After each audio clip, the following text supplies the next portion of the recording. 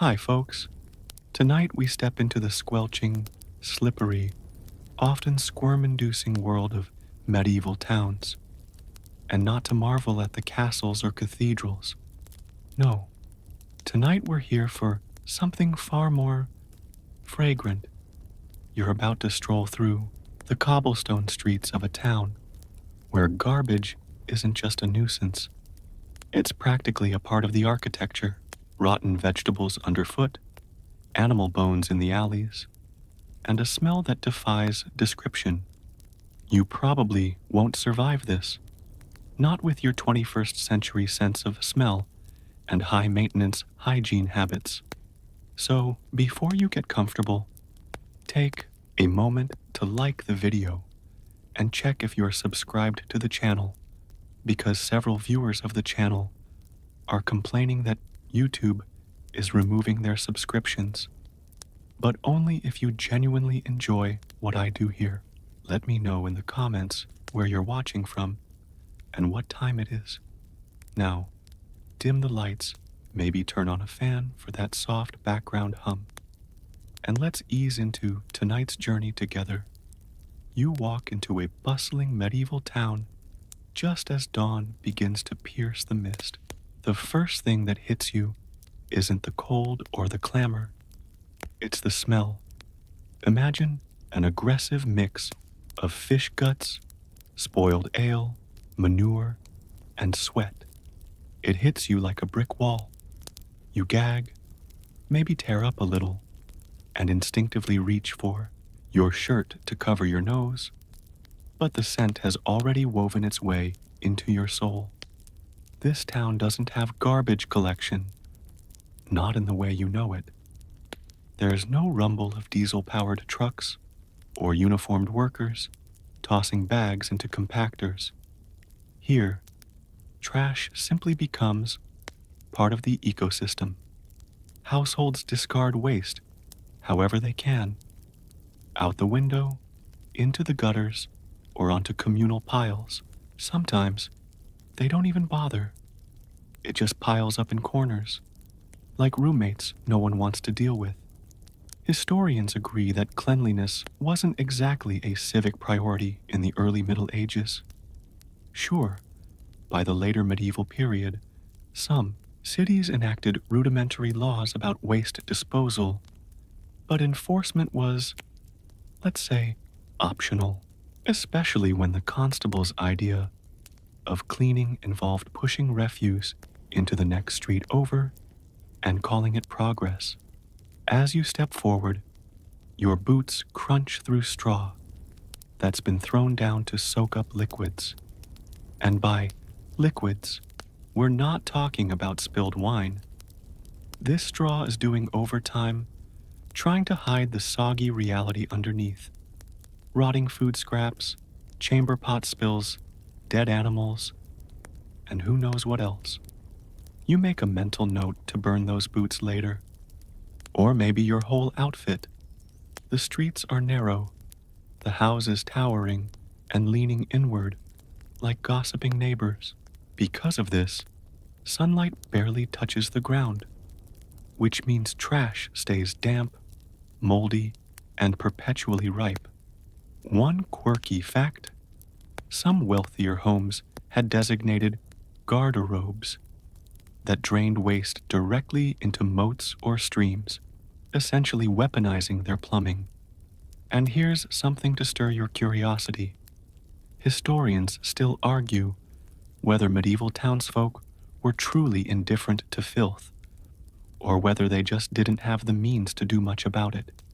Some believe the endless mess was a product of practicality. Others think that the lack of sanitation played a role in forming a strange kind of cultural tolerance to dirt. Either way, if you were born here, your nose would have adjusted. Eventually. But you weren't, and it hasn't. So you trudge on, dodging piles of waste, like an obstacle course of horror. You spot a merchant brushing yesterday's refuse off his stall with a stick. Nothing unusual. Behind him, a kid kicks what looks suspiciously like a sheep's skull down the alley. Laughter echoes, rats scatter, and you have to admit, there's a weird kind of charm to it all. A disgusting, unforgettable charm. A bell rings in the distance. Someone opens their shutters above and shouts a warning, "Gardy-loo," then promptly dumps the contents of their chamber pot right into the street. You jump back just in time. Welcome to your new reality. That wasn't just a historical fun fact.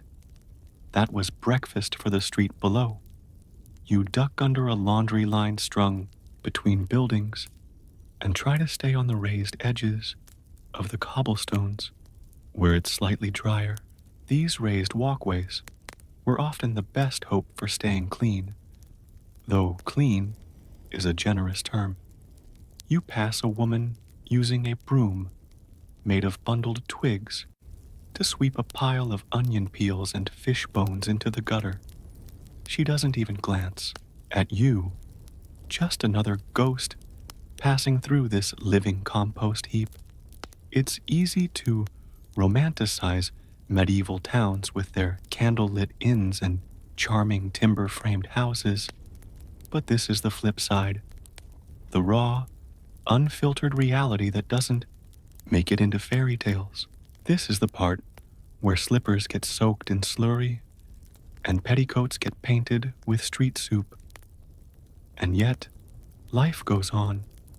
People laugh, trade, flirt, and pray. Children chase each other through the muck, as carefree as if they were on a beach. There's something poetic about it, in a twisted way. The town may be filthy, but it's alive, and you, dear listener, are right in the middle of it. You take one last deep breath and immediately regret it. You shift your weight carefully with each step now, learning to spot the safest patches of ground like it's a game of sewage hopscotch. The gutters, or kennels, as they were called in some parts of Europe, were shallow trenches running along the edges of the streets, theoretically designed to carry wastewater away. But let's be honest, they were more like open invitations for filth.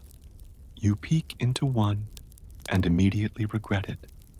A stew of straw, spoiled vegetables, excrement, and what might once have been a chicken carcass churns lazily in the sun. You step over it, feeling your foot sink just a little too much on the other side. And it hits you.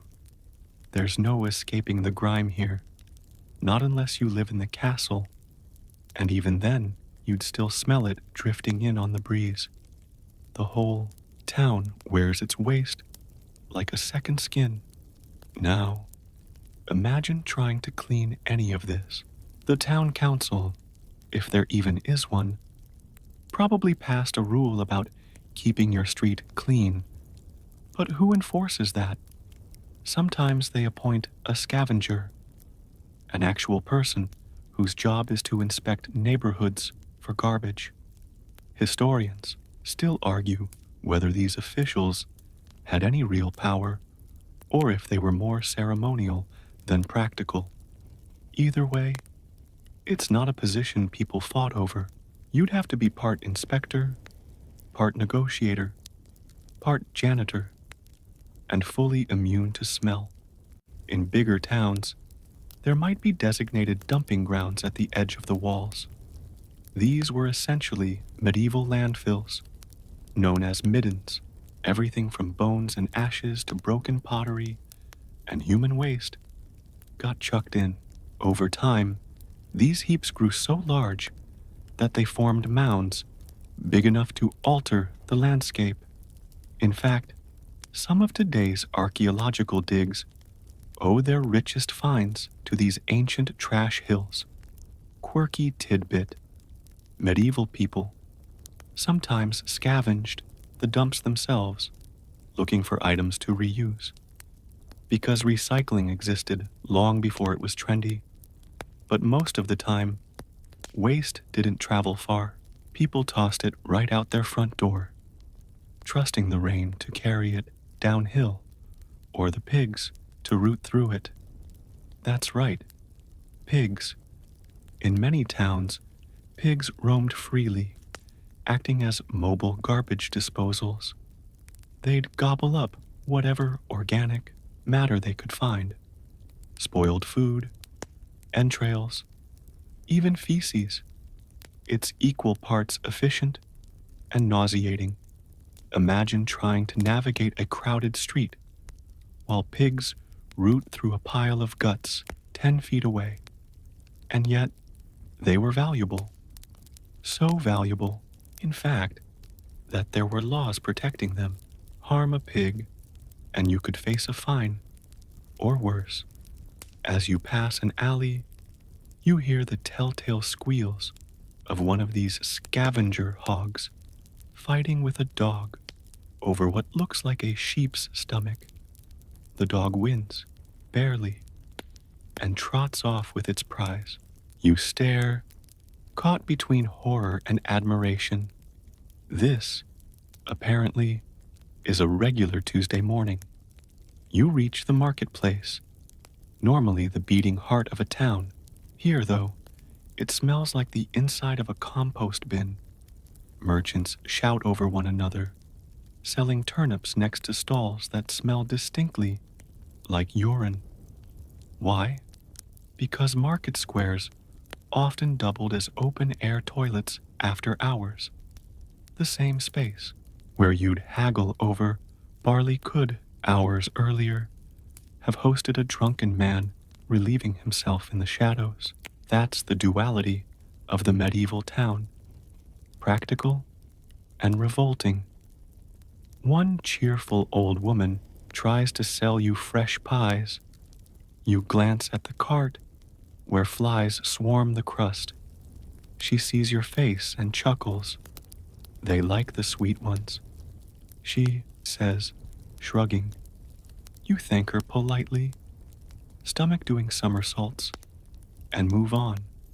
Just then, a man walks by, dragging a barrel of something vaguely lumpy.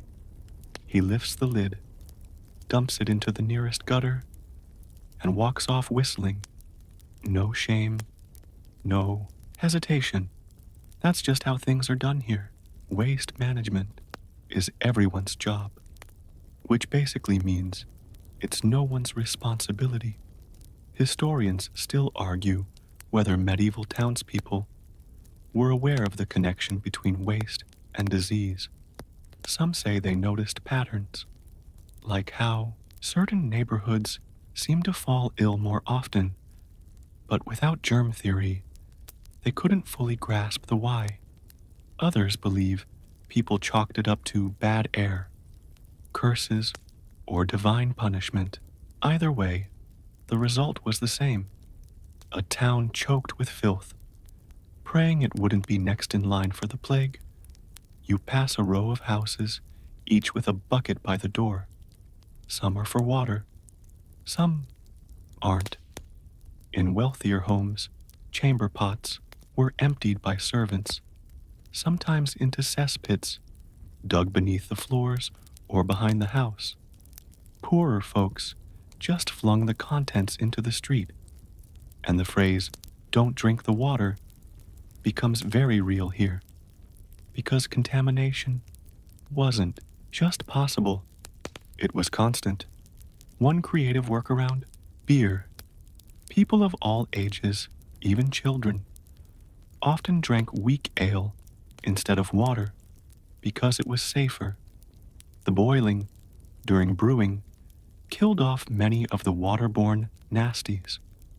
You glance at a boy no older than 8 sipping from a frothy mug and remind yourself hydration was a survival tactic, not a party.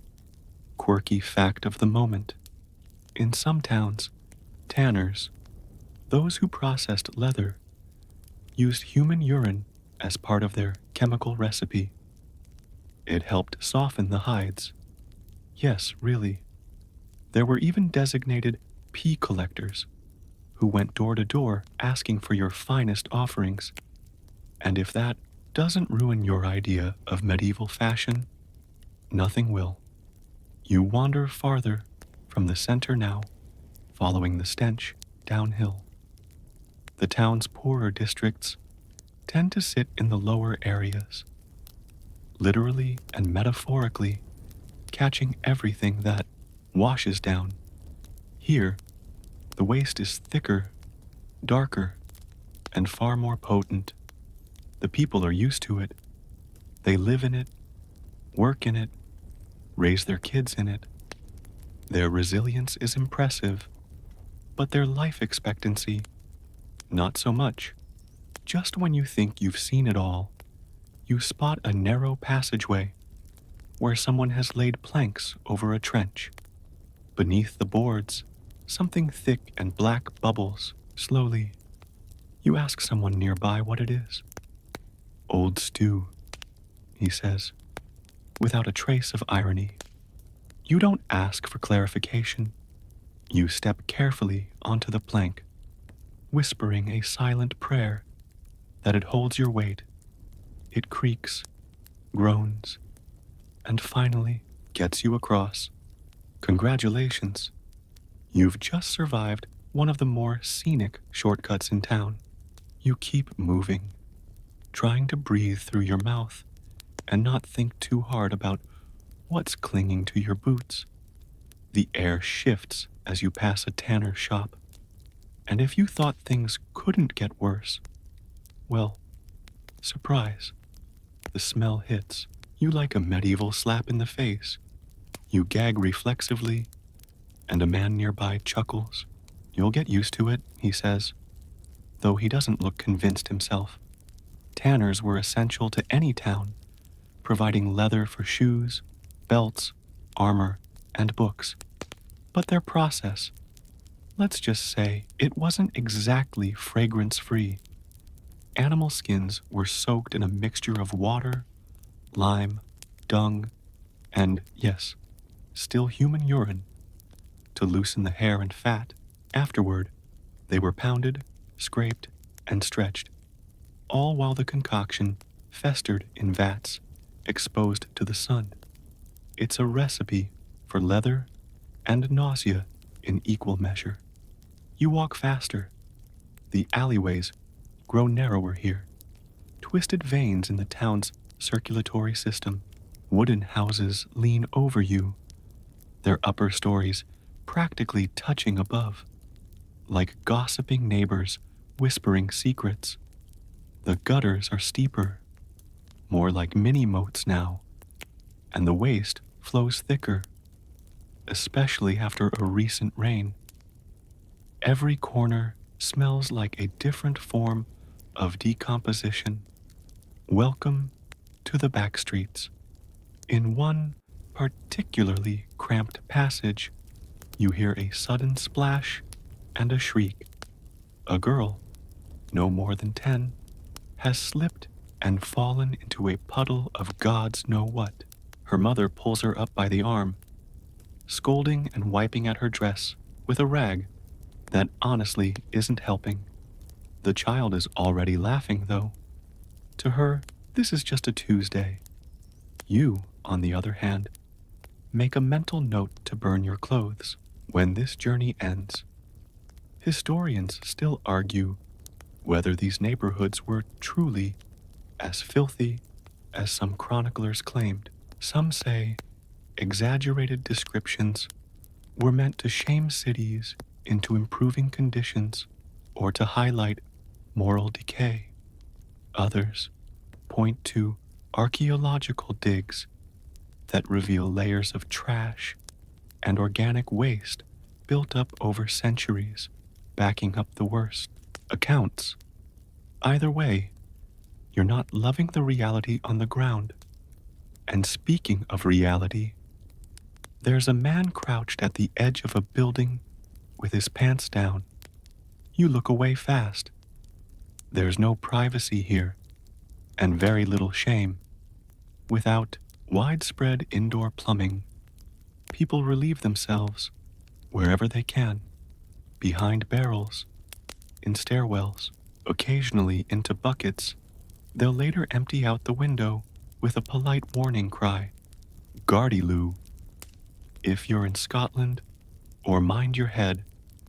Elsewhere, that's your cue to step aside, or not, if you enjoy unpleasant surprises. You finally find a well.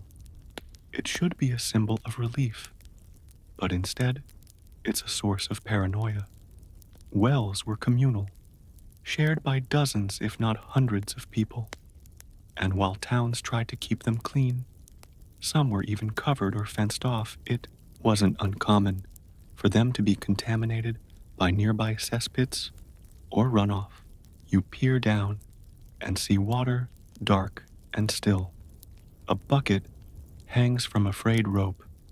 You decide you're not that thirsty, and yet some people do try.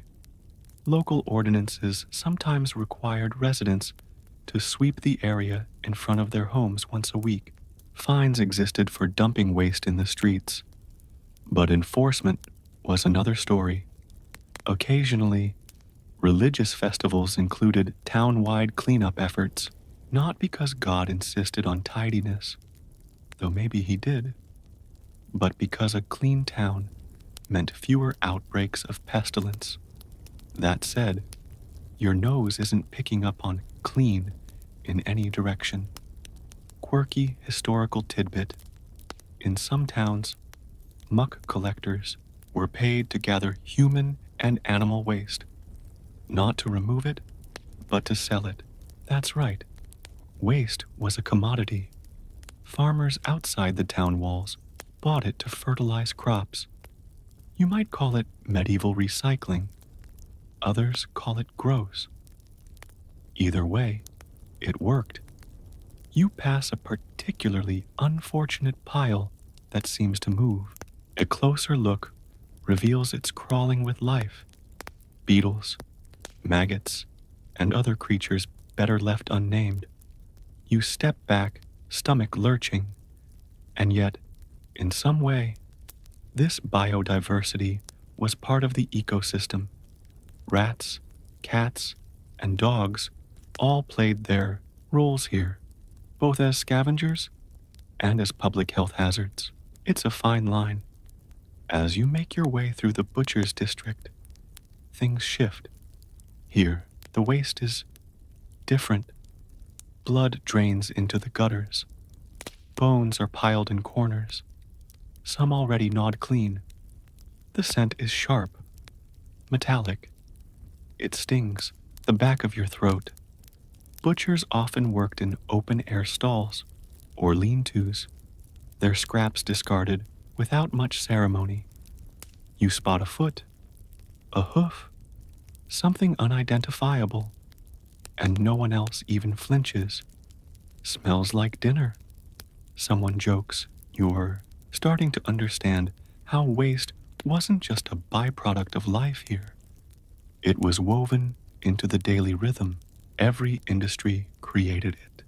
Every home added to it, and the town adapted as best it could. Historians still argue whether medieval sanitation was as chaotic as it appears, or if it had its own internal logic. Perhaps people understood their environment better than we give them credit for. Maybe it was less about ignoring filth and more about learning to live with it, like a stubborn neighbor who wasn't going anywhere. You cross a footbridge now, the wood slick beneath your shoes. Below, a slow-moving stream, if you're generous, winds its way through the town. It's technically a water source, but more often it serves as a dumping ground. Laundry flutters from lines. Overhead, someone throws out a bowl of something grayish. Ducks bob along like nothing's wrong. You take one long look and decide bathing can wait. As twilight approaches, the air grows cooler, but the smells remain. Fires are lit. Their smoke mingles with the ever-present stench, creating a haze that clings to everything. You pause near a baker's shop where the scent of bread just barely fights through the miasma. For one brief, heavenly moment, it smells normal. You savor that. You leave the comforting scent of the baker's shop behind, which is a mistake you regret instantly. The streets darken, shadows thickening in corners and alleys. But the activity doesn't slow. In fact, for certain members of town, the real work begins when the sun dips below the rooftops. That includes the night soil men, the medieval version of garbage collectors. Sort of. You hear the creak of wooden wheels, the slosh of liquid in barrels, and the low muttering of two men dragging a cart behind them. Their task?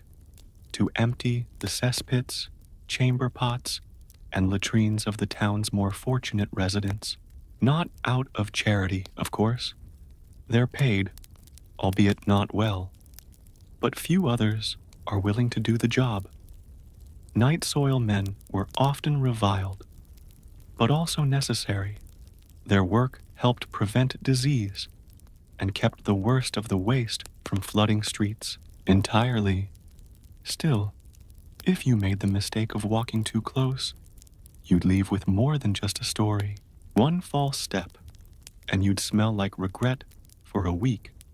Historians still argue whether these workers were considered social outcasts or unsung heroes. Some cities tried to regulate and formalize the profession. Others turned a blind eye, letting the night soil men do their thing in the margins of respectability. One thing is clear: they were indispensable and chronically underappreciated. You duck into a narrow alleyway to avoid the cart, only to find yourself in what can loosely be described as a waste garden. Piles of refuse are arranged not randomly, but with a certain logic. Organic scraps on one side, broken pottery on the other, animal bones in a heap nearby. A small boy is picking through the piles with a stick, selecting what looks like usable kindling. He glances at you, shrugs, and keeps going. Recycling, medieval style. People repurposed more than you'd think. Broken tools were melted down or reforged. Worn clothing became rags, then bandages, then fuel for fire. Even bones were ground into powder for fertilizer. You start to realize that medieval folks might have been surrounded by filth, but they wasted very little. You emerge into a small square where a group of townsfolk gather around a large communal fire. A woman is boiling something unidentifiable in a large iron pot, and the air is thick with herbs, smoke, and hope. She's rumored to be a healer, though others whisper about witchcraft. Still, people line up with offerings, vegetables, trinkets, coins, to receive her concoctions. You hesitate. Then again, your feet are sore, your head aches, and that rat you saw earlier looked at you funny. Maybe a spoonful of potion wouldn't hurt. As you wait, you overhear two older men talking about the town's waste problem. One swears that his grandfather remembers when the gutters ran clear and the air smelled of roses. The other laughs and says the only thing his grandfather smelled was horse dung. It's oddly comforting. Some things never change. Quirky fact, incoming. In certain parts of medieval Europe, it was considered bad luck to sweep your home after dark. Supposedly, it could chase away good spirits, or even stir up witches, which meant that late-night tidying was avoided, even if your house smelled like a compost heap. You eye the street skeptically. Maybe it wasn't laziness, just spiritual caution. A sudden clang makes you jump. A group of teenagers is playing with discarded scrap metal, turning it into a makeshift drum set. One kid grabs a bucket, flips it over, and joins the percussion. Their laughter echoes through the alleyways. In a place like this, even trash can become entertainment. And then, just when you think you've adjusted, the wind changes. You gag reflexively. The smell is unmistakable. Rotting meat. You follow your nose to what used to be a storage shed and is now a forgotten abattoir. Half-butchered carcasses hang in the open, abandoned after some mishap or scandal. Flies cover everything in a living curtain. You back away quickly, stumbling into a puddle of something that squishes underfoot. It's too much. You find a low stone wall and sit for a moment, trying to catch your breath. The sky above is clear, stars twinkling over this grotesque little microcosm of life and decay. And somehow, in the middle of it all, the town persists. Children are born. Bread is baked. People laugh. It's disgusting and beautiful, all at once. Historians still argue whether the sheer amount of waste in medieval towns truly represented disorder or just a different kind of order, one dictated by necessity, not aesthetics. After all, this wasn't a world built for comfort. It was built for survival. You're beginning to understand that now. Across the square, you spot a man carefully painting signs in Latin, warning about plague. Apparently, a few cases have been reported upriver. Rats scurry at the edge of the firelight. You pull your coat tighter, suddenly aware of every itch, every scrape. Sanitation wasn't just a matter of comfort. It was life and death. And nobody knew when the next outbreak might sweep through and reset the whole town like a morbid spring cleaning. But for now, the town breathes, slowly, loudly, in a dozen foul stenches and clanging sounds. It's alive in its own grimy way. A bell rings in the distance. A curfew? A warning? You don't wait to find out. You stand and follow the least horrible-smelling path back toward the inn. As you go, you make a note to wash everything you own, including your soul. Once this is over, you wake to the dull thump of something hitting the side of the inn. Another thump, then a splash, and the unmistakable trickle of liquid draining down stone. You pull back the wooden shutter and immediately regret it. Someone just dumped a full chamber pot from an upper window. That smell? Oh, it's real. And it's everywhere. Welcome to the early morning waste routine of a medieval town. Before the birds even begin their songs, the air's already alive with activity, and not the kind you'd want to bottle and sell. You duck your head back in and start dressing carefully, keeping your shoes far from the wall. You do not want to start the day with what the locals refer to, only half-jokingly, as street blessings. Historians still argue whether towns had specific hours for chamber pot emptying. Some believe there were laws, while others insist it was a free-for-all.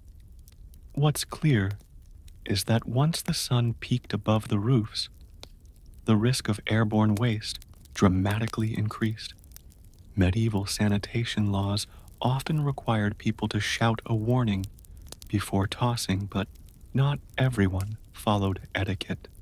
You make your way downstairs, and out into the street, dodging suspicious puddles.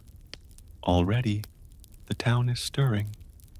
Carts creak by, vendors set up their stalls, and dogs nose through piles of refuse, tails wagging, scavengers.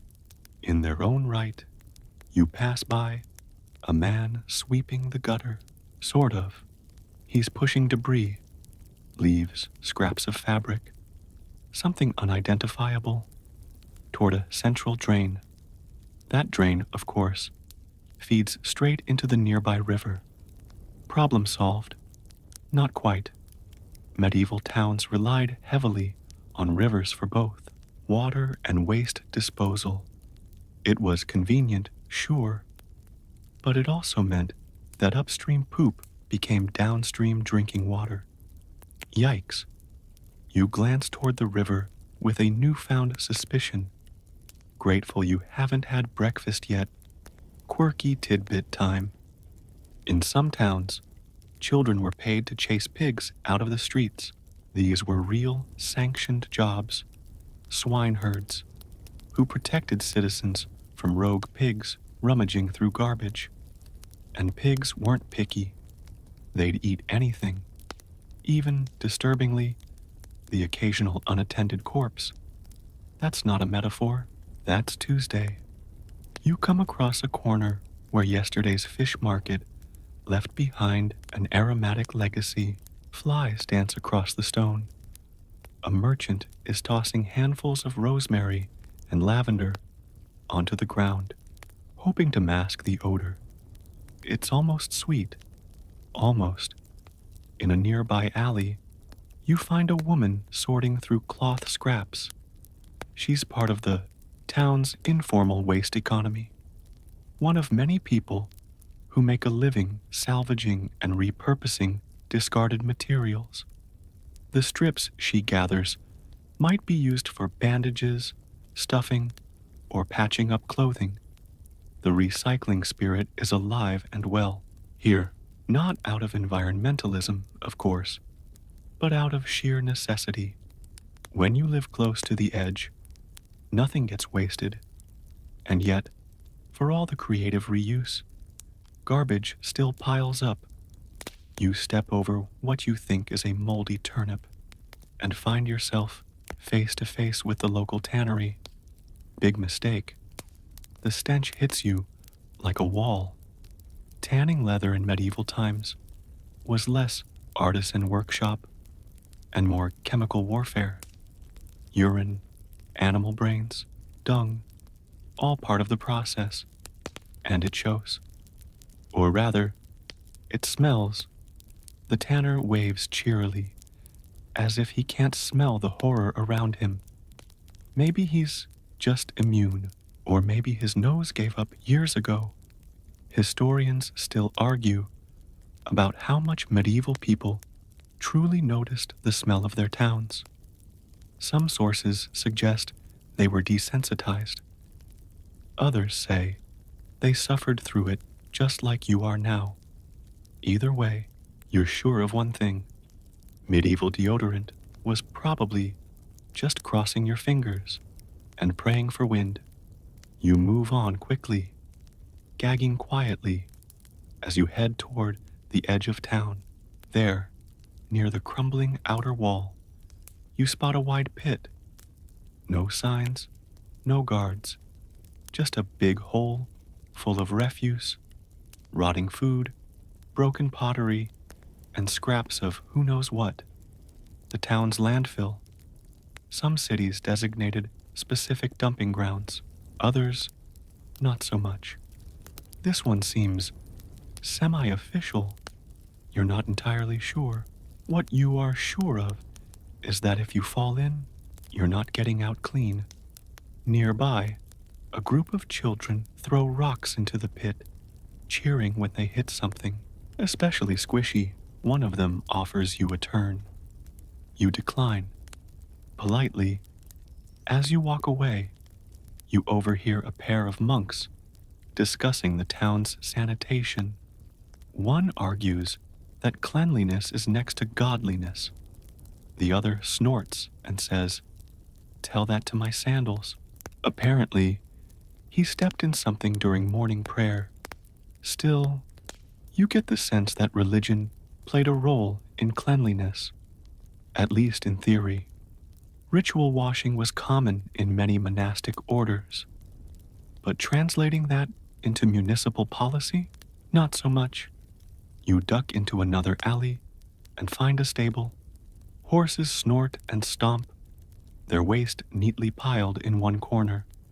Surprisingly, this is one of the better smelling areas you've passed through. Manure, when expected, is somehow less offensive, and it has a use: fertilizer.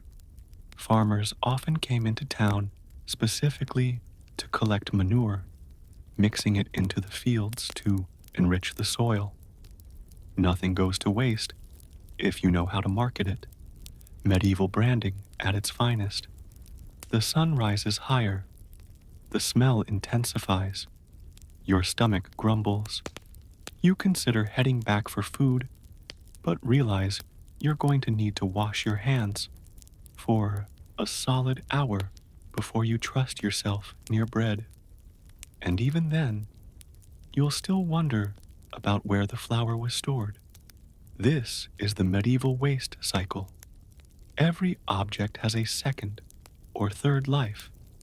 Every corner hides a purpose, no matter how grimy.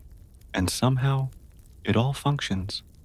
The city breathes through rot and rhythm, through chaos and compromise. You spot a girl holding a small broom made of straw.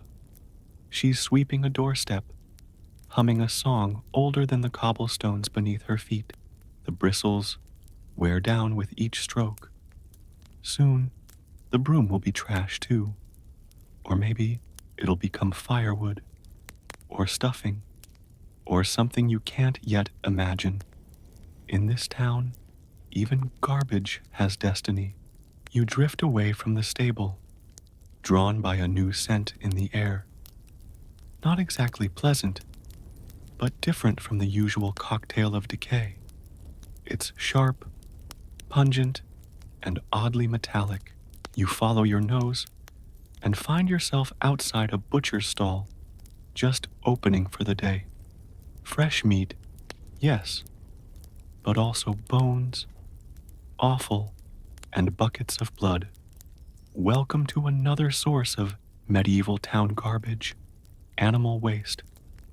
The butcher nods as you pass, tossing a glistening lump of fat into a bin. That bin won't be around long.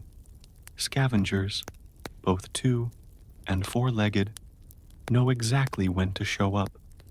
Dogs hover at a cautious distance, tails wagging in hope. A boy with a rusty bucket waits nearby, ready to claim the scraps for tallow making or pet feed.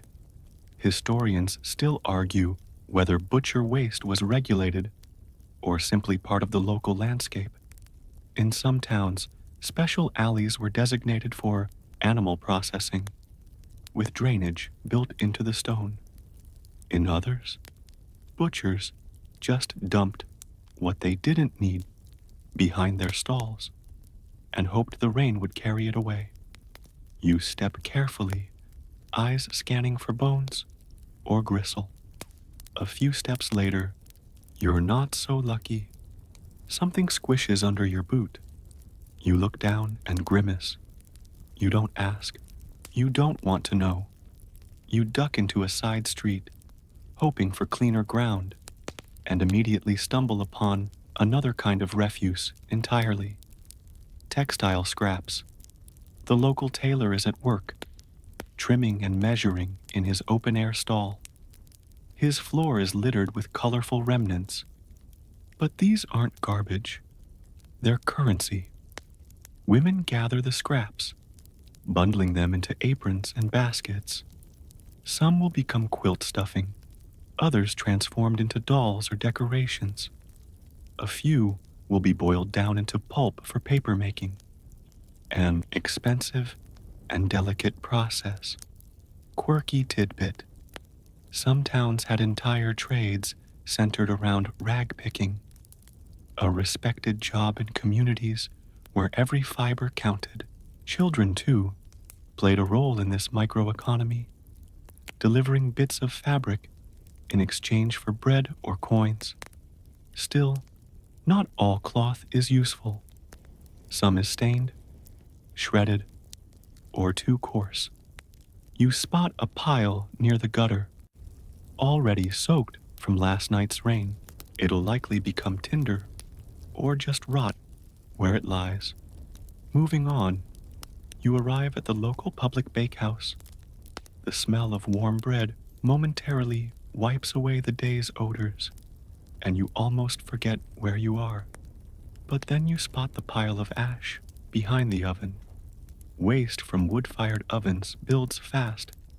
Charcoal, broken boards, and fire-scorched stone.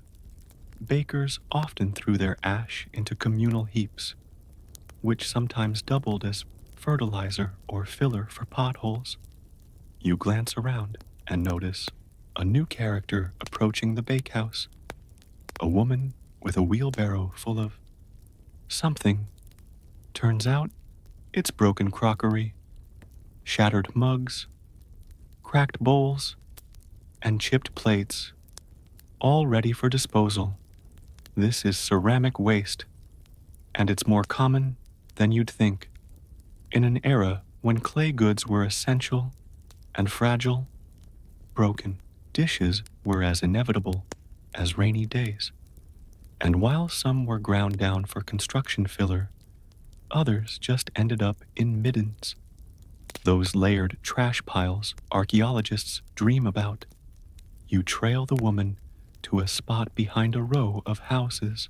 She tips the wheelbarrow, and the pieces tumble into a shallow pit, clinking like broken bells. You stand there a moment, looking down into the trash heap, and wonder what people in the future will think when they dig this up. What story will these fragments tell? You move along, reaching what looks like a communal space. A fountain gurgles gently at the center, and townsfolk gather to collect water or chat. On one edge of the plaza, a group of men shovels debris into wooden bins. This is the beginning of something rare in medieval towns. Organized cleanup. Some cities, usually wealthier or more compact, hired rakers or scavengers, municipal workers tasked with removing waste. They pushed carts, collected garbage, and dumped it outside the city gates. Not glamorous work, but vital. Historians still argue whether these roles were consistent or only existed in times of crisis, plague, outbreaks, royal visits, or after storms. Either way, today's rakers look tired and grumpy. You watch one of them curse as a wheel gets stuck in a pothole. Another swats at a swarm of flies with his hat. You don't envy them, but you appreciate their efforts. Without them, this square would be ankle-deep in refuse. The water fountain itself? Not exactly sparkling. While it serves as a water source, it's also where people wash their clothes, rinse vegetables, and sometimes even dump soapy buckets. Water purity is more of a guideline than a guarantee. Still, it's a social hub. Gossip flows faster than water. A woman leans in to whisper something to her neighbor, glancing your way. You're not sure if you should feel paranoid or flattered. Then, a new sound rises. Bells. Church bells, to be precise. The monastery is nearby, and you head in that direction, curious. Religious institutions often maintained stricter cleanliness, at least within their own walls. Monks bathed regularly, for the time, swept their cloisters, and managed their own waste systems. often with more planning than the rest of the town combined.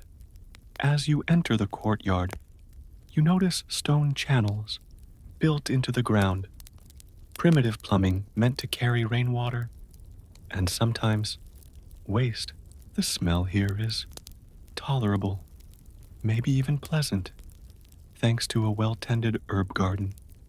You pause near a bench as a monk trims mint and basil. He smiles and offers you a sprig. You tuck it behind your ear like a medieval air freshener. You glance up at the bell tower and notice something odd. A nest built inside one of the arches. A pair of birds flits in and out, chirping cheerfully. Even here, in a place of order and prayer, nature reclaims its space. And sometimes, nature poops, which means even the monks aren't safe from messes.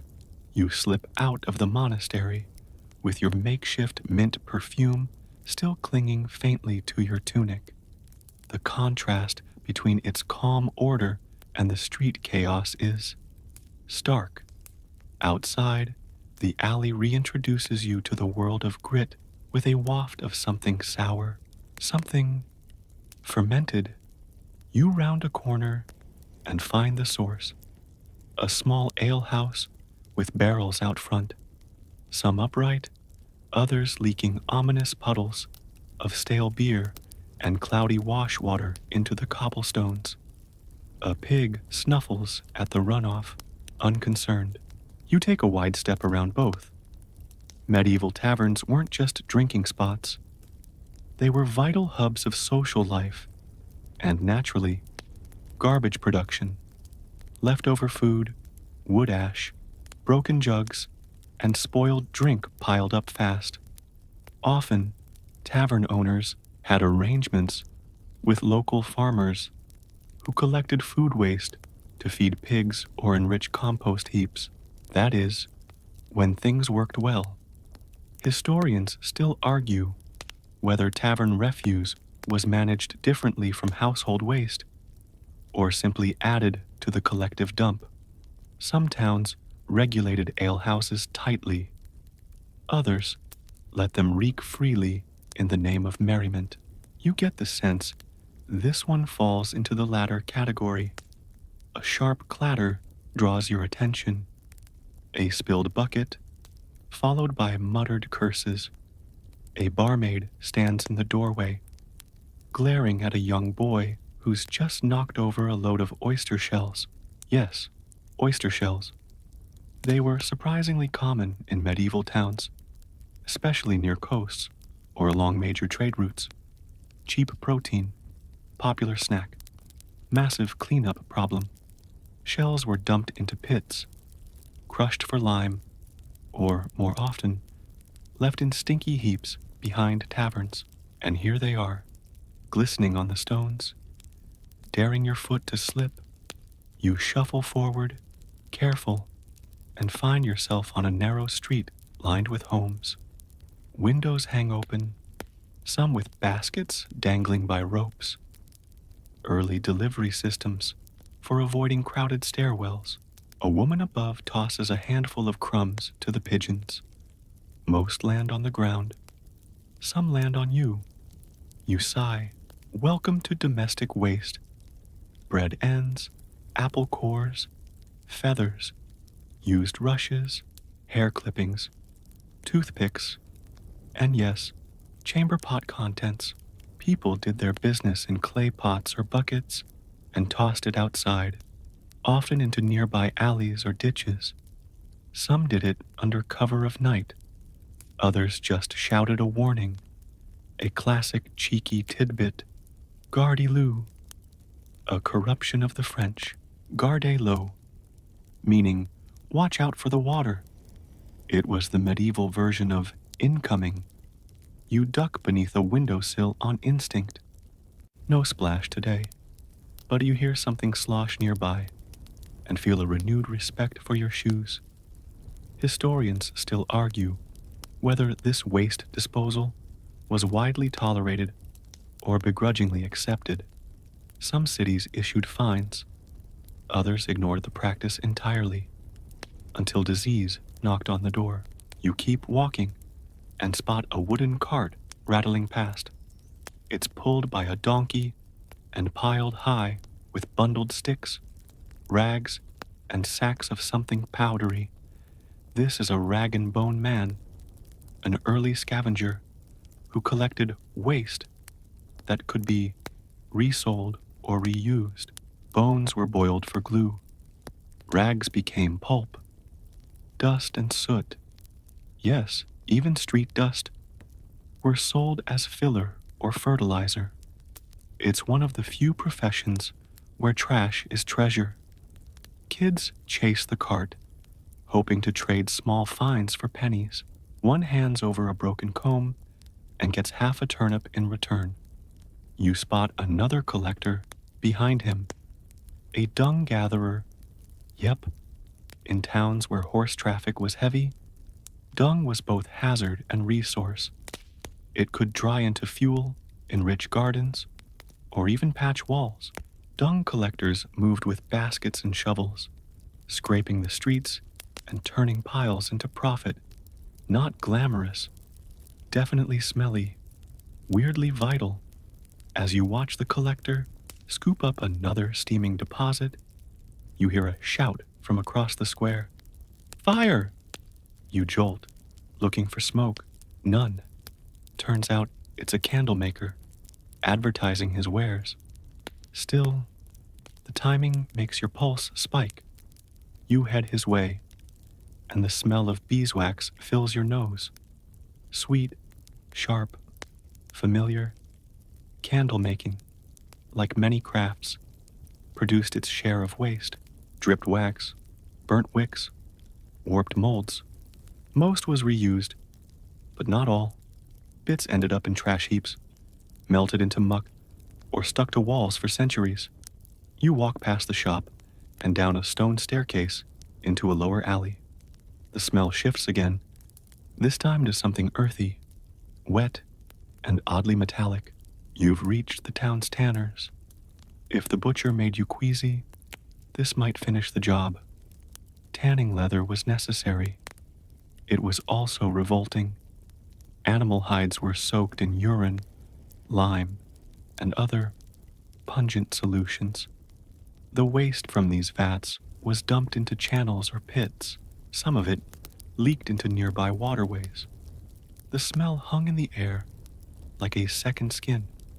Historians still argue whether tanning districts were placed outside cities by design or grew that way because people couldn't stand them.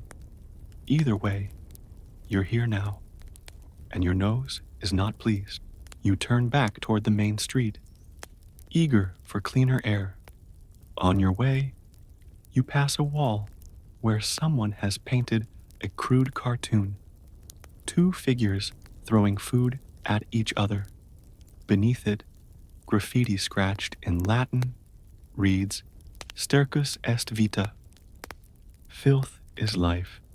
You're not sure if it's a complaint or a celebration. You flee the tanner's district like your nostrils depend on it, which, honestly, they kind of do. Every step away from the vats feels like reclaiming a little bit of your humanity. The air improves incrementally, shifting from burnt sewer to smoky barnyard, which by this point feels like fresh mountain breeze. Ahead, the street widens into a modest marketplace.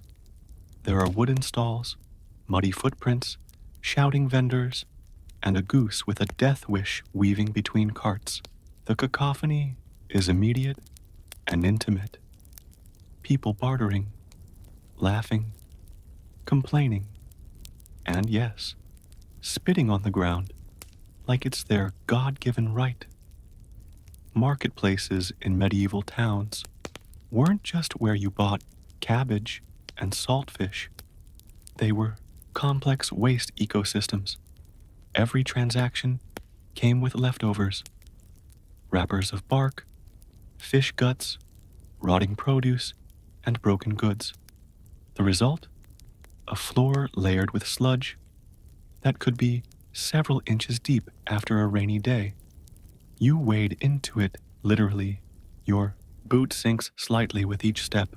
You look down to assess the situation, and that's your first mistake, because now you see it. A soggy pile of onion skins, pigeon droppings, crushed fruit, and what may or may not be a piece of an old shoe. It's like compost got drunk and threw itself on the ground. Still, you press on, eyes now darting between crates of herbs, barrels of pickled turnips, and a suspiciously wobbly meat hook dangling overhead. The smells compete: sharp garlic, rotting fish, warm blood, and the gentle undertone of wet wool. There's also a cart selling pies. You eye it warily. Historians still argue whether street food vendors were held to any health standard or just freestyled their way into the culinary annals of history. In some cities, guilds imposed rules. In others, the only rule was don't die. You don't buy a pie. Behind the market stalls, you notice large baskets filled with wilted vegetables and eggshells. A young girl in a ragged apron sorts through them, pulling salvageable bits into one pile and tossing the rest into a trough. Nearby, a pair of pigs snort happily, digging in.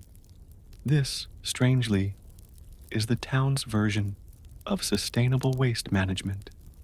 Animal-assisted disposal.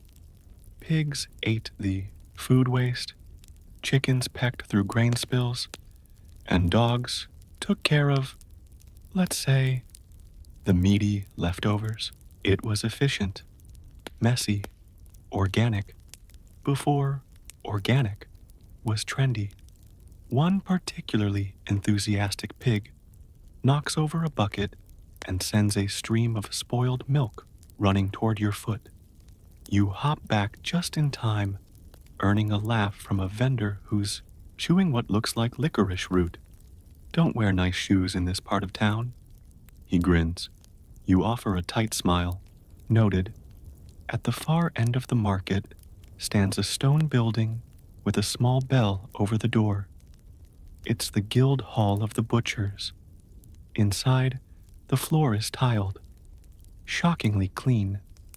Knives glint in the sunlight, and aproned workers move with a surgeon's precision.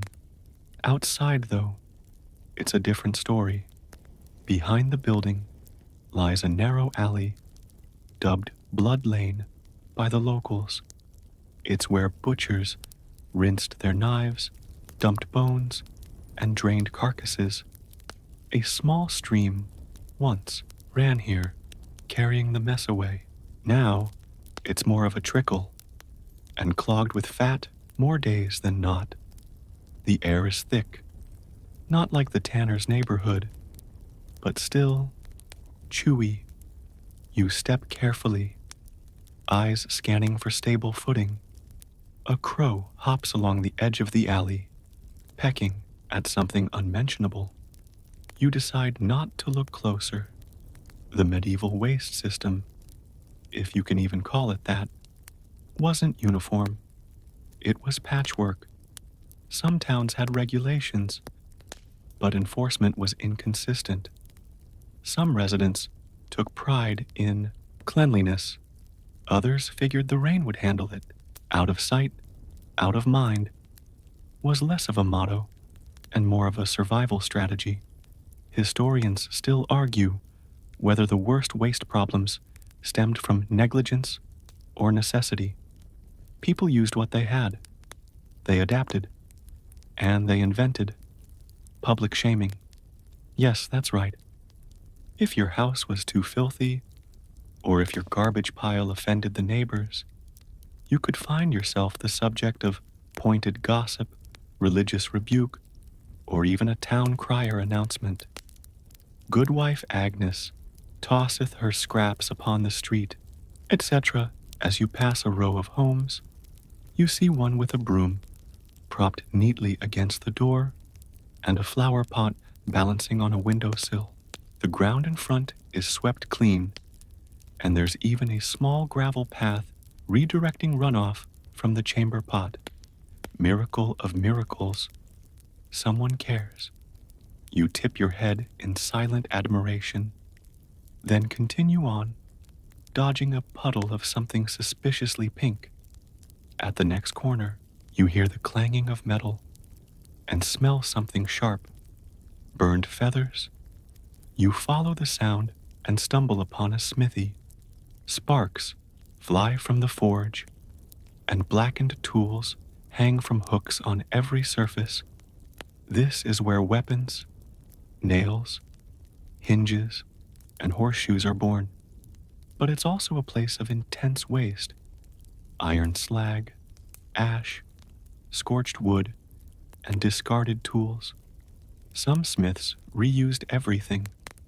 Others let the mess pile up until the rats unionized. One apprentice drags a broken anvil base out the door and lets it thud into a growing mound of twisted metal. You nod to him. He nods back, wipes his forehead, and returns to work. You walk on, following the rhythmic pounding of hammers fading behind you. You veer left at the edge of the smithy and nearly collide with a boy pushing a wheelbarrow full of ash and broken pottery. He grunts, swerves, and disappears into a back alley, leaving behind a faint trail of soot and curses, not quite creative, enough to repeat. Welcome to the waste arteries of the town. Alleys, lanes, and dead ends where refuse collects like forgotten dreams. If the main streets were chaotic, these side paths are entropy made visible. Here, garbage wasn't disposed of. It lingered, soaked into wood, stone, and memory. You step over a collapsed crate, leaking something sticky and amber-colored. Was it honey? Was it animal fat? You'll never know. The flies know, though. They gather like it's buffet night. You try not to breathe too deeply. Every town had unofficial dumping grounds. Shadowy pockets behind bakeries, gaps between homes, the forgotten well no one drank from anymore. The logic was simple. If nobody passed by regularly, it became fair game for waste. You hear a squish and look down. Your foot is half submerged in what can only be described as historical lasagna, a layered deposit of straw, mud, ashes, bones, and the unidentifiable pulp of 10 forgotten meals. Congratulations, you've reached the midden. Middens were the medieval version of landfill light. Every household had one. They could be a small pit out back or just a spot behind the stable. Some were communal, others private, and historians still argue whether middens were used with any long-term planning or just expanded outward until the neighbors complained. This one is definitely communal. A woman in a patched skirt tosses a bucket of gray water onto it, splashing bits of onion peel and cabbage into the surrounding muck. She notices you watching and shrugs with a smile that says, "Don't judge me. You stepped in it." You offer a thumbs up, unsure whether that translates, then move on, scraping your boot on a rock. Nearby, a rat scurries past. You jump. It doesn't. Rats were the reigning monarchs of medieval waste zones, agile, nocturnal, and depressingly clever. They lived in walls, under floors, and in any pile of organic matter thick enough to hide a tail. City records from some regions mention rat catchers as an official job. Historians still debate how effective they were, or whether they just had very optimistic business cards. You pass under a wooden arch where laundry hangs above. Drips of soapy water fall on your shoulder. An upgrade, frankly, from the last few splashes you've endured. This neighborhood is quieter, residential, fewer pigs, more flower pots, and that brings you to another cornerstone of waste strategy, human adaptability. Where no infrastructure existed, people made their own systems. Some dug drains with stones, others crafted compost piles for their gardens, and the truly elite, they had cesspits. Ah, yes, the cesspit, a hole, often lined with clay or stone, where chamber pot contents went to rest. Some were periodically emptied by night soil men who worked under cover of darkness because, well, dignity. Others were just left alone, out of sight, out of mind, until they weren't. You stop beside a stone wall, admiring the patchy ivy climbing up its side, but your admiration wanes when you spot a wooden hatch at the base, just wide enough for a bucket. A man lifts the hatch, empties a pot, and closes it with a practiced thud. It's a cesspit day. The smell hits you a beat later. You stagger back, eyes watering, and lean against the nearest stable for support. A horse eyes you sympathetically, then returns to chewing something that was probably once straw. Even in this primitive system, there was a strange sort of efficiency. People lived among waste, but they learned to route it, repurpose it, and when all else failed, cover it up with a handful of hay and a prayer. You wander into a small courtyard where chickens cluck at your arrival. One pecks at something shiny in the dirt. A child watches from a windowsill, legs swinging, face smeared with something berry-colored. In the corner of the yard sits a wooden crate filled with cracked pottery and broken tools. A makeshift repair bench stands nearby, with scraps of leather, rope, and nails organized into little jars. The line between garbage and resource is razor thin here. If it can be mended, it's kept. If not, it joins the midden. A rooster crows, and the child laughs. The contrast is startling. How normal life continues amid what modern society would call uninhabitable filth. But that's the medieval reality. People adapted, they endured, and they probably had stronger immune systems than you ever will. You move on, thoughts spinning, boots slightly cleaner, thanks to a patch of dry dirt. As you pass a chapel, the bells toll, pigeons scatter. A monk sweeps the front steps, carefully piling leaves and paper scraps into a corner.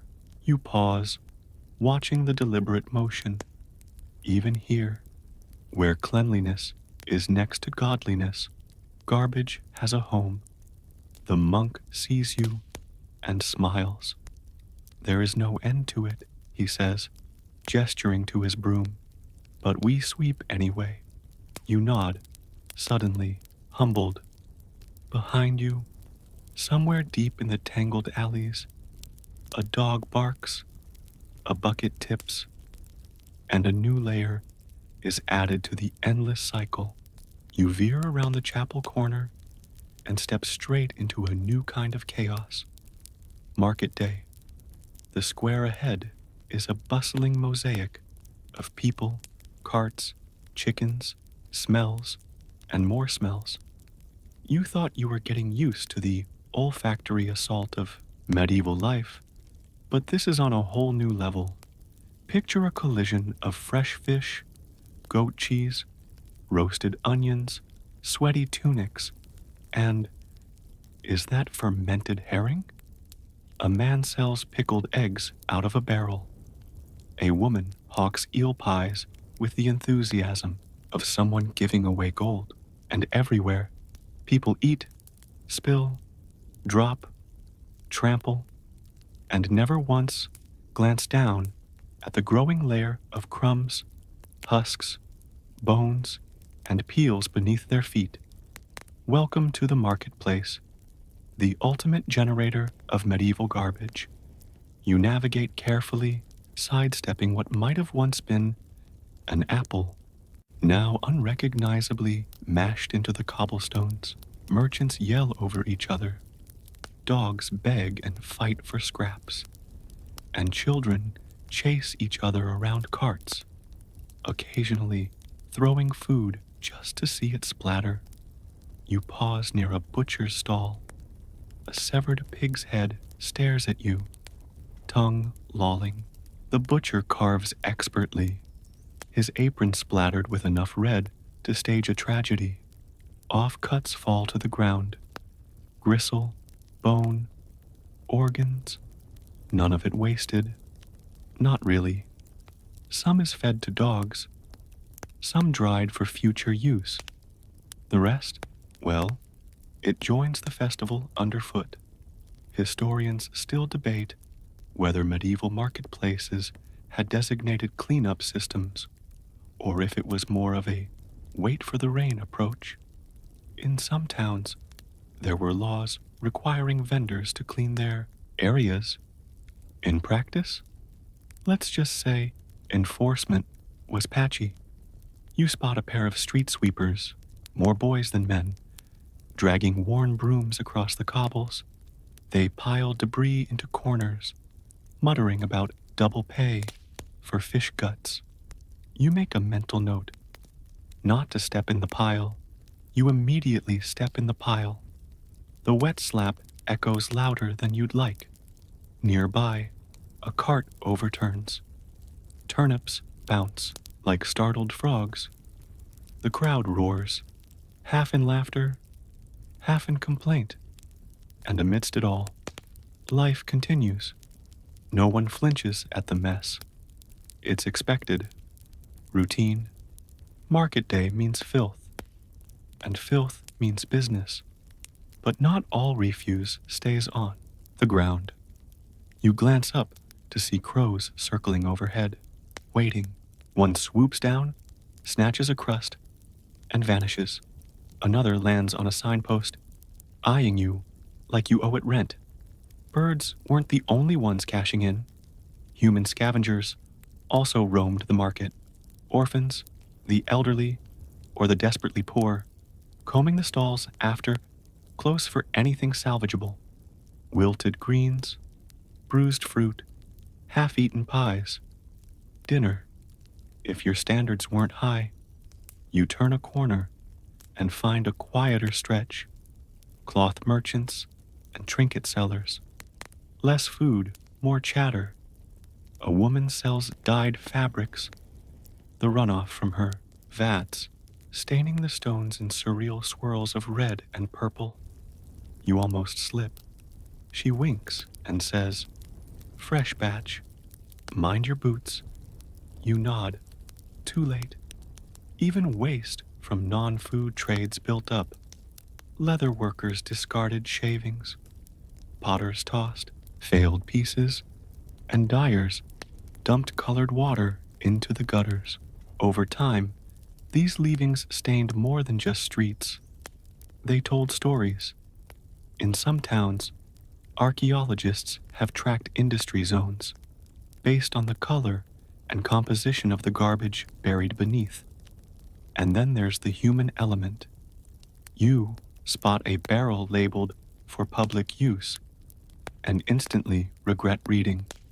A man exits an alley, adjusting his belt, and your brain connects the dots. Public latrines were rare, usually pits behind taverns or makeshift stalls with laughable privacy.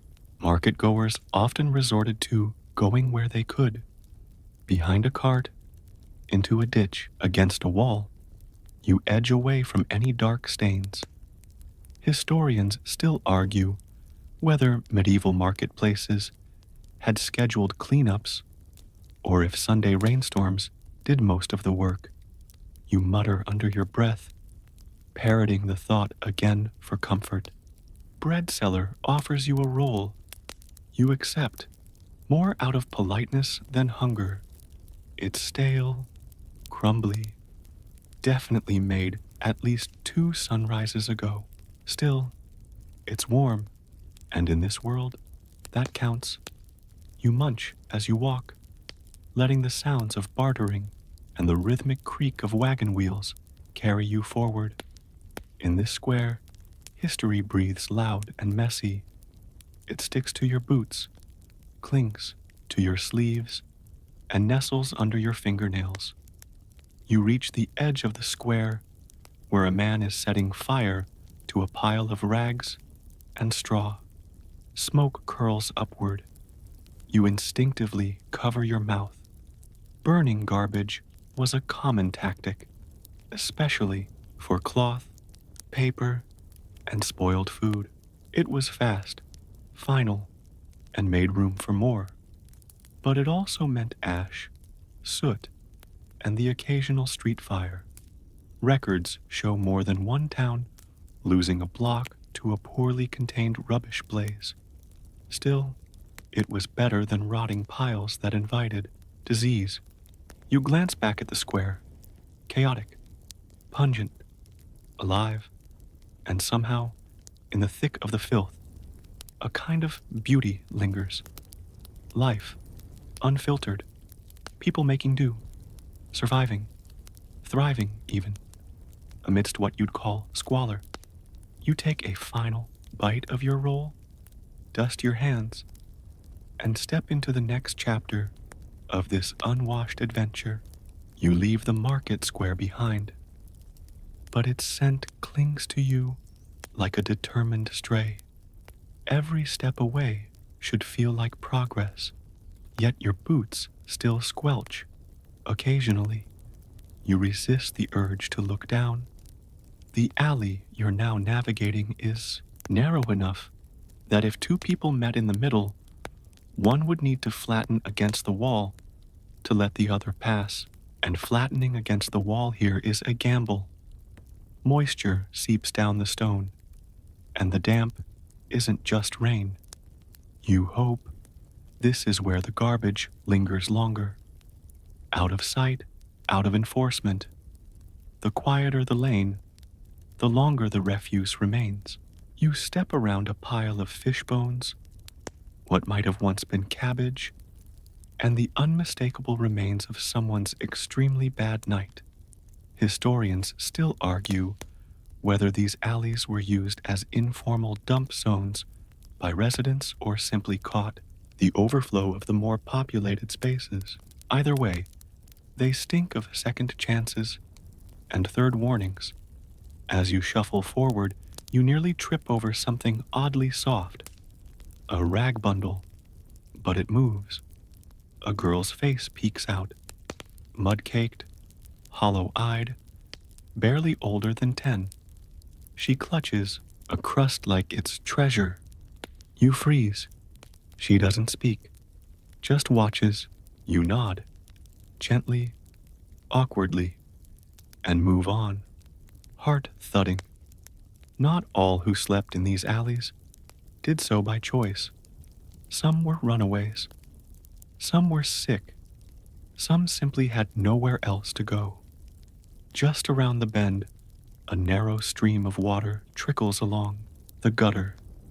You follow it, hoping it leads somewhere better. The stream carries with it a flotilla of trash, chicken feathers, a broken comb, what looks like part of a child's toy, and several unidentifiable clumps that make you glad you haven't eaten since the market roll. Medieval towns, in their defense, tried to manage this. Some had rakers, men hired to remove garbage from the streets, either by cart or shovel. But these jobs were low status, low pay, and often ignored. The rakers came when they could, or when the stench reached the mayor's doorstep. Further, Along the gutter, you spot something shiny wedged between two cobbles. A coin? No, just a flattened brass button. Still, it reminds you, even in the muck, lives were lived. People dropped things they once cared about, laughed here, cried here, lost shoes here. You pass by a wooden door slightly ajar. A sharp, vinegary tang hits your nose. Someone inside is pickling vegetables, and for a moment, the smell almost masks the alley. You allow yourself one deep breath before it shifts again, back to rot and mildew, and what you swear is an old shoe, stewing in soup. This part of town isn't just for garbage. It's where the poor live, where scraps are fought over, where waste isn't thrown away. It's repurposed. A boy drags a sack behind him, peering into barrels and piles. He's a rag and bone type. Scavengers who collected cloth, metal, bones, anything that might be sold or traded.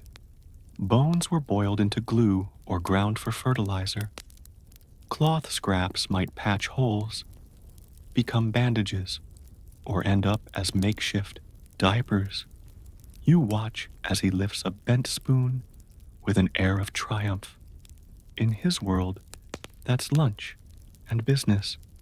You emerge from the alley onto another street, this one lined with homes, built so closely together, their upper stories nearly touch above. You pause under one such overhang. It's quieter here, calmer, but then you hear it. A slosh, a window creaks open. Instinctively, you jump back. Too late. A bucket of something unpleasant rains down, not directly on you, but close enough to count. Medieval homes lacked indoor plumbing. Chamber pots were emptied into the street, often without warning. Some towns had laws requiring cries of "Gardy-loo" before dumping waste. But let's just say, not everyone complied. You glare up at the window, but the culprit's gone. Just fluttering curtains remain.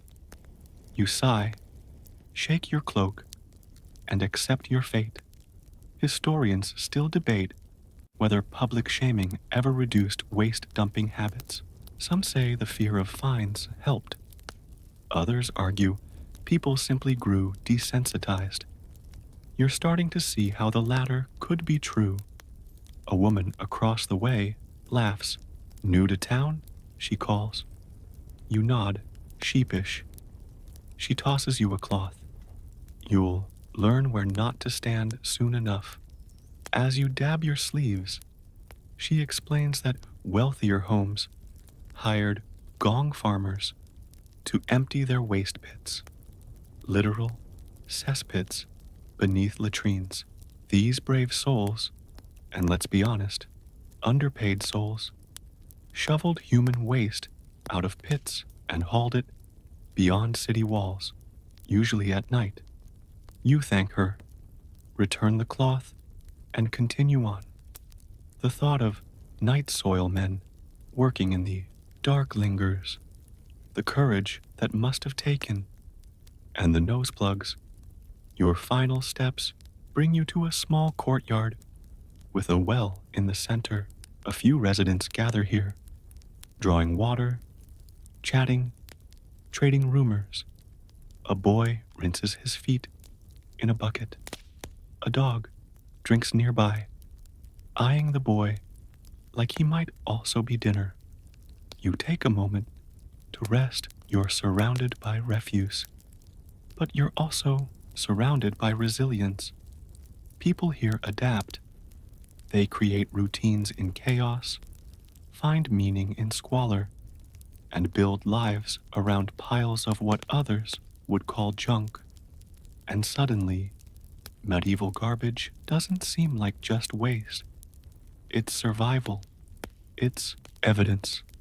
It's the unspoken story of everyone who walked these streets before you, You linger a moment longer at the well, watching as a wiry man in a leather apron dips a bucket deep and pulls it up, hand over hand, muscles taut. He's got the gait of someone who works with fire. Blacksmith, maybe. You wonder briefly how often he has to purify that water after it's hauled up. Not that there's much purification to be had. A dead rat at the edge of the courtyard tells you everything you need to know. As you move down another twisting street, your foot brushes something round. A cabbage? No, a leather ball. A child bolts out of a side door to grab it, barely glancing at you. For a split second, the street feels normal, human, but then the breeze shifts, and with it comes the sour smell of rotting hay and wet wool. You wrinkle your nose. Further down, you come to a place where the houses part slightly, revealing a muddy trench that cuts through the path. It's not wide, just enough for a person to leap across with some effort, but it runs deep. This is the town's open sewer. A kennel, they called it. A word that sounds cute, until you realize it carried the town's entire digestive system. The idea was simple. Chamber pots, rainwater, and discarded waste flowed into this channel, which in theory carried it away from town. In reality, it clogged regularly, and when it did, the solution often involved someone being paid in bread or coin to wade in and clear the blockage by hand. You wouldn't last 5 minutes. A cart creaks up behind you, and you flatten against a stone wall to let it pass.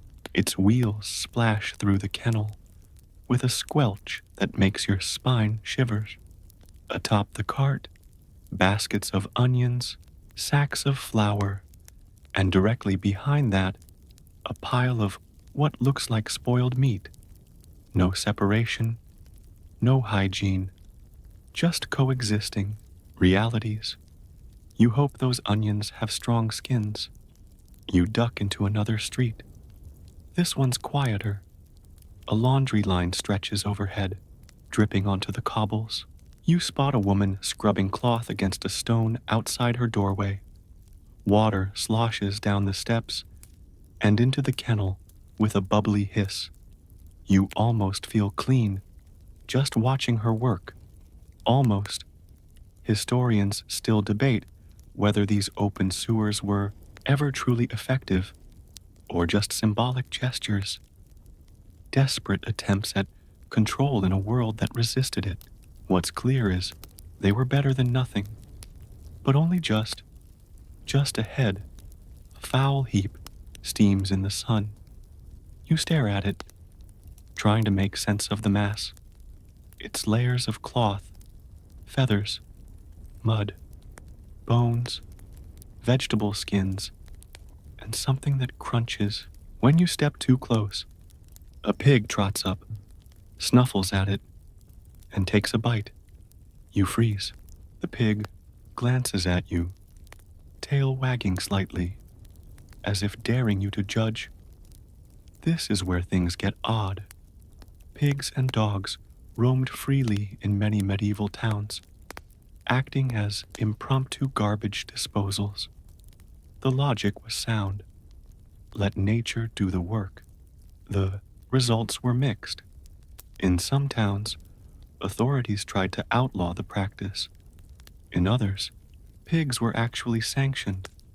But when pigs got too bold, gnawing on shoes, stealing market goods, or in one infamous case, nibbling on a sleeping man's ear, laws had to step in. Some towns held literal pig trials for causing injury or death. Yes, the pig got a lawyer. No, the pig rarely won. You give the animal a wide berth. Past the pig pile, you reach the edge of a more refined district. Here the streets are cobbled more neatly. The buildings boast small balconies. There are flower boxes. Birds chirp. It almost feels civilized. Almost. Because just beneath a wooden footbridge, the kennel reappears. You lean over the rail and peer down. Floating below, an apple core, 2 strips of cloth, something that was probably once a shoe, and, because medieval humor never takes a break, a wooden spoon with a carved smiley face. You glance around. No one's laughing. This is normal. Just then, a man strides by, wearing dark robes and a wide-brimmed hat. You catch a hint of herbs as he passes. A physician? Or perhaps an apothecary. He carries a long stick with a hooked end, perfect for pulling detritus from gutters or poking suspicious piles. You wonder if that's part of his job or just a personal hobby.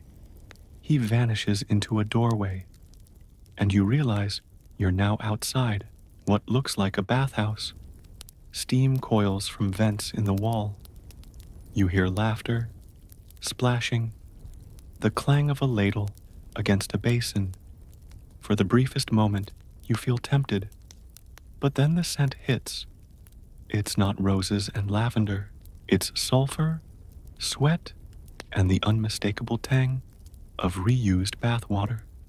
Historians still argue whether communal baths were more health hazard than health benefit. While the idea of washing sounds lovely, the execution left much to be desired.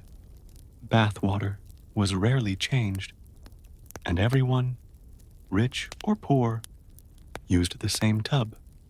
You can imagine what floated to the top by evening. Instead of bathing, you back away, fast. You duck into a nearby alley, only to find yourself nose to nose with a street performer. He's juggling knives. Badly. One slips and clatters to the cobbles. He grins. You give him a coin and move on before he tries for flaming torches. You're now in a part of town where people try harder to hide the waste. Baskets with lids, barrels with covers, but still, the smells sneak out, like whispers from behind doors. And as you walk, you realize this isn't just about trash. It's about dignity, about the constant struggle to pretend things are better than they are, about neighbors helping each other scrub streets, about shopkeepers sweeping twice a day, not because it helped, but because it made them feel cleaner. It's about trying, and that might be the most human thing of all. You step cautiously into a square where a few market stalls still linger. Most have packed up for the day. Cloths drawn over tables, crates stacked, scraps littered in the corners. A lone fishmonger hunches over his display, sweeping scales off the boards and into a bucket. You don't ask where that bucket ends up. The air is thick with leftover smells, onions, cheese, something pickled, and the sharp bite of vinegar. You pause at the edge of the square, your feet crunching over vegetable peels and straw.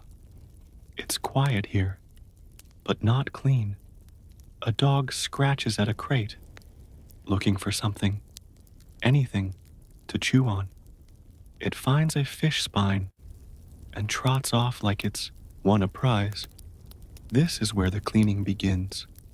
Informally, quietly, from necessity. You notice a girl with a broom made of bundled twigs. She's no more than 10, sweeping slowly, rhythmically, pushing bits of food and dirt toward the street's edge. Her eyes meet yours, then drop again. She's not paid to clean. She probably does this for her family, her shop, her corner of dignity. In many medieval towns, this kind of cleaning was expected, not just from children, of course, but from everyone. Local ordinances, some strict, others more like polite suggestions, demanded that householders keep the area in front of their home tidy. It was an early form of civic pride, or perhaps civic pressure. Historians still debate how effective these rules were. Some argue they helped maintain basic order. Others say they were largely ignored. What's certain is that fines existed, and so did neighbors ready to report each other. As you leave the square, the girl's sweeping fades behind you, replaced by the clatter of hooves. A rider barrels past, his cloak flaring out like a banner. You catch a glimpse of a crest on his tunic. Probably a city official.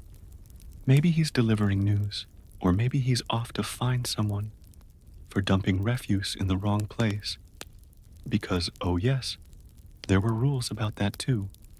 You find yourself at a corner where a notice is nailed to a wooden post. You lean in. The parchment is damp, but legible. It's a proclamation.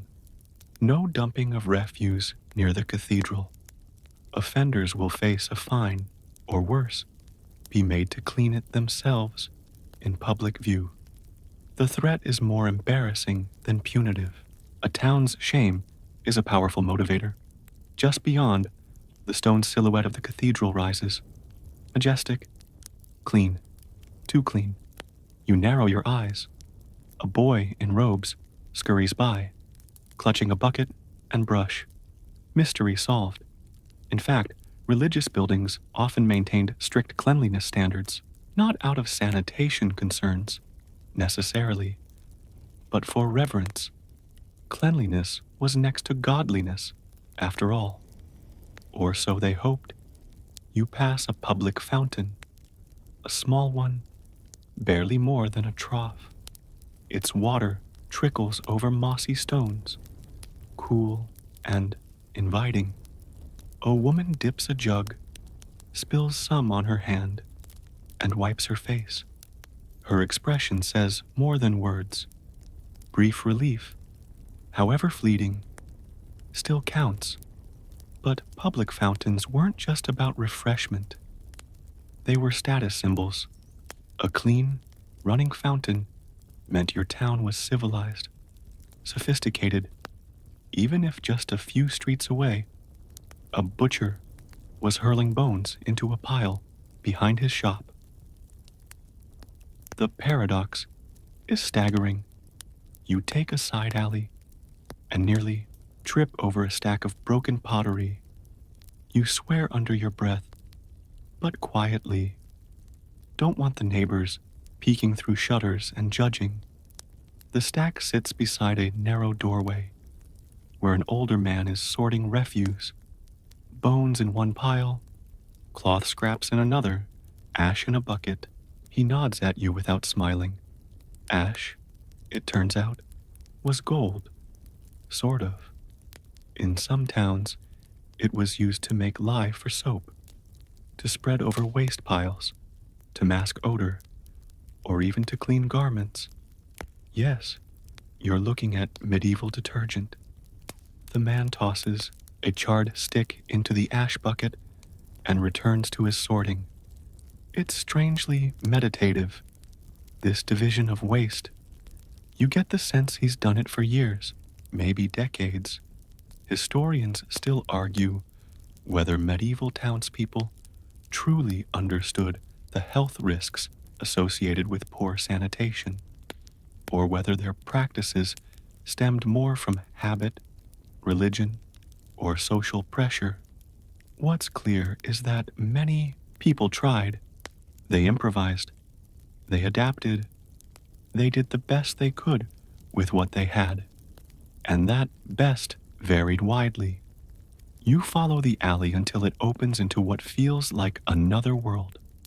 A garden, walled off, neatly tended, quiet.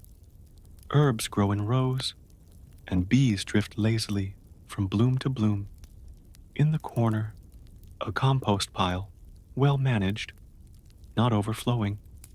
A monk tends to it, turning it with a wooden pitchfork, humming a tune you don't recognize.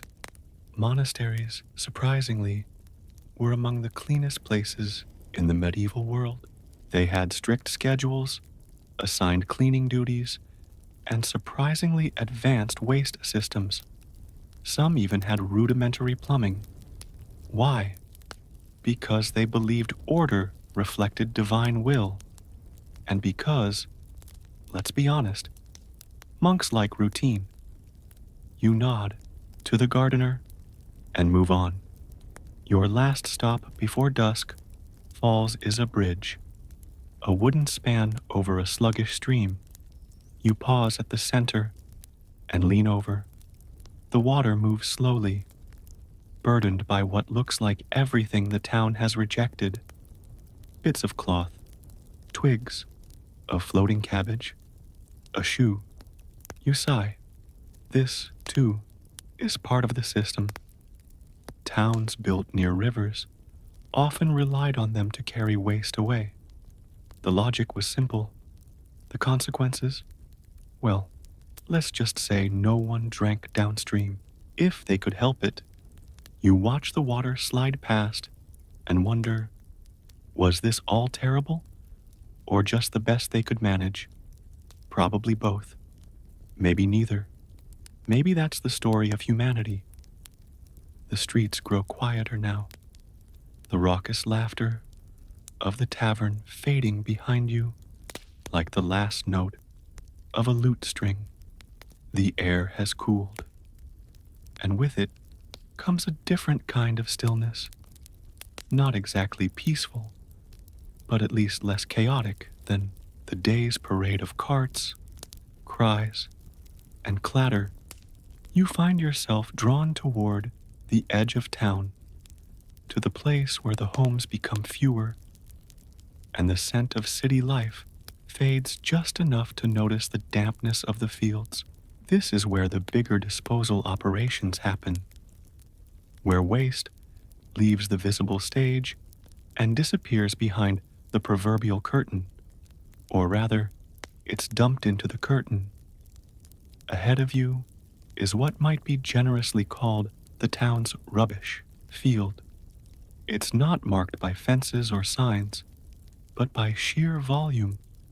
Heaps of refuse stretching along the banks of a sluggish stream, a patchwork of broken crates, food scraps, torn fabric, and other former belongings, now stripped of purpose.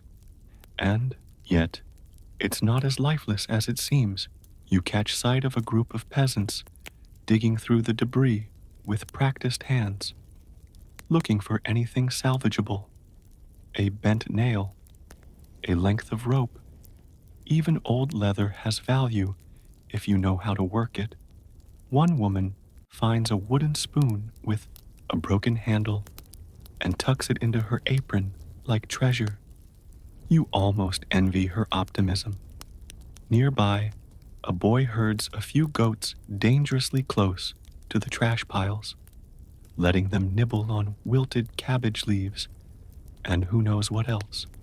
You wonder how many medieval stomachs have evolved to digest just about anything, and still, the smell, it clings to you like a warning. The town's stream, if you can call it that, trickles lazily past the dump site, carrying with it a medley of contents too foul to list. Some medieval towns had strict laws against polluting rivers.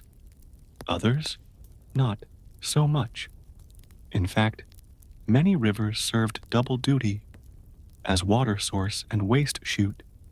Historians still argue whether people understood the link between contaminated water and disease. Some suggest they had a basic idea, using certain wells only for drinking. Others believe it was pure luck that kept communities from mass outbreaks until it didn't. You follow the stream downhill, where the water widens into a shallow pool. A donkey is drinking from it. You cringe. So does the donkey eventually. The edges of town are full of these contradictions. Practicality clashing with hazard, survival wrapped in grime. There's a strange efficiency to it all. The townsfolk are recycling long before the word exists. Compost happens naturally. Leftovers feed pigs. Broken tools are melted down, reworked, or passed on. Even bones become handles. Everything has a use, or at least a second chance. You pause at a raised mound and realize it's not just a garbage pile, it's a dung heap, a literal mountain of manure, steaming slightly even in the cooling air. It's not just animal waste either, human waste too, if you're unlucky. And yet, this muck is valuable. Medieval farmers covet it. Mixed with straw and dirt, it becomes fertilizer. Spread over fields, it feeds the next harvest. This is the cycle.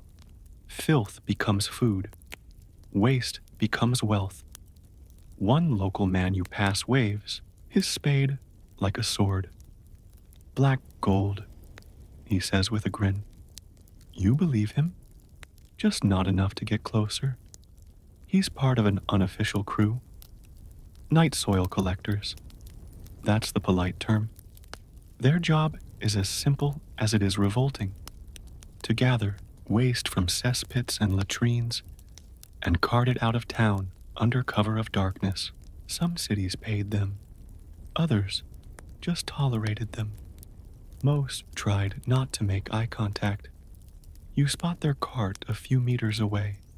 A wooden contraption with slats reinforced in iron, already dark with use. It squeaks ominously as it rolls over the uneven ground. You step aside instinctively, which is smart because the wheel gives a jerk and spills a thick glob of something onto the path. You suppress a gag. The man just chuckles. Better on your boots than in your bed, friend. As the cart trundles off, you reflect on how these jobs, disgusting, dangerous, ignored, were nonetheless essential. Without them, cities would drown in their own filth, literally. In some cases, they did. There are records of cities collapsing into their own cesspits, or walls buckling from the pressure of years of compacted waste. Which raises another point. Not all towns had the luxury of open spaces. In cramped medieval cities, cesspits were often located beneath houses, hidden away like family secrets, and sometimes they stayed that way until the floors gave out. No, really. Cesspit collapse was a known phenomenon. Some families even rented their latrines to neighbors, charging for access and maintenance. Whether it was profitable or just desperate, we may never know. But it was common enough to show up in legal records. And here's a little-known tidbit. Certain monks were designated to maintain the monastery's latrines and drains. Their official title, the garderobe keeper. That's right, even the holiest of men had a designated poop priest. You're halfway through a chuckle when the wind shifts and something truly vile assaults your nose. You double over, eyes watering. Somewhere nearby, someone has dumped fish guts, or worse, a pile of rotting organic waste steams gently in the evening air. You flee the scene, swearing vengeance on your curiosity. By the time you reach a cleaner stretch of road, the stars are peeking through the dusk. Lanterns glow in upper windows. Somewhere, a dog barks. Somewhere else, a man curses at a mule. All is normal, all is medieval. You pass a notice nailed to a tree. By order of the council, no waste to be flung from upper windows. Offenders shall be fined and shamed in the square. You look up at the second-story shutters nearby, just in time to see one creak open. A woman leans out with a bucket and yells, "Gardy-loo," before tipping it out. You jump sideways just in time to avoid a splash that would have ruined your whole night. Gardy-loo, a corruption of the French garde l'eau, was the warning call. If you heard it too late, well, your fault for walking under windows after dark. And yes, this happened daily. Some towns banned it, others embraced it as tradition. Historians still debate whether fines were ever enforced. Most suspect the councilman simply stopped walking below windows. You quicken your pace, suddenly hyper-aware of every creak above your head. Maybe you've learned enough about medieval waste for one night, or maybe not. The real horror isn't the smell, the filth, or the risk of falling into a pit. It's knowing that for the people here, this is normal. This is home. This is clean enough. You step outside the crumbling walls of the medieval town for one final walk. The sun now just a smear of gold on the horizon. Your shoes, if you can call those stitched rags that, squish slightly from everything you've trudged through today. The air carries a biting chill, laced with the acrid scent of burning refuse, and something vaguely metallic that you've stopped trying to identify. The street dogs slink between doorways and shadows, nosing at half-eaten turnips or something. Worse, you pass a boy scraping mud, and likely much more, from a cartwheel. His expression so blank, he might as well be a statue. Just ahead, city watchman, too tired or indifferent to enforce any kind of order, steps aside as someone dumps a full chamber pot into the alley beside you. You dodge instinctively. Too late. Your ankle is baptized in filth. Again, historians still argue whether the level of squalor in medieval towns has been exaggerated by modern standards, or if chroniclers simply couldn't make it sound any worse. Either way, your nose insists it's not hyperbole. In one final act of defiance against your senses, a strong gust sends ash and feathers from a nearby tannery oven swirling into the air. You cough, your eyes sting, and still, someone's laughing behind you. Maybe this is what resilience looks like, or maybe it's just madness setting in. As the bells toll and curfew draws near, you duck into a shallow alcove, grateful for even a few feet of dry stone. You wrap your arms around your knees, eyes wide in the dark, listening to the sounds of a town settling into its uneasy night. Rats scuttling, water dripping, and muffled sobs from someone down the lane. You won't sleep well. But then again, no, one here does. Let your breathing slow now, as the noise of the medieval street fades behind you. The lanterns dim, their flickering glow swallowed by the quiet hush of a town finally at rest. Cobblestones cool under your feet. The distant murmur of townsfolk, once harsh and jarring, now softens to a gentle hum, like wind through heavy curtains. You find a moment of stillness in the chaos, even in a time without comfort, without sanitation, without silence. There's still something oddly soothing about the rhythm of nightfall. The garbage heaps may remain, the rats may scurry, but for now, no one is shouting, No pots are crashing, and the air, while heavy, is calm. Let your thoughts settle like ash on the hearth. The day is over. You've made it through one more hour in a world that rarely offered peace. There will be more struggles when the sun rises, but for now, you can close your eyes, drift backward, slowly, gently, into rest, into warmth, into something quieter than history remembers. Good night, traveler of time.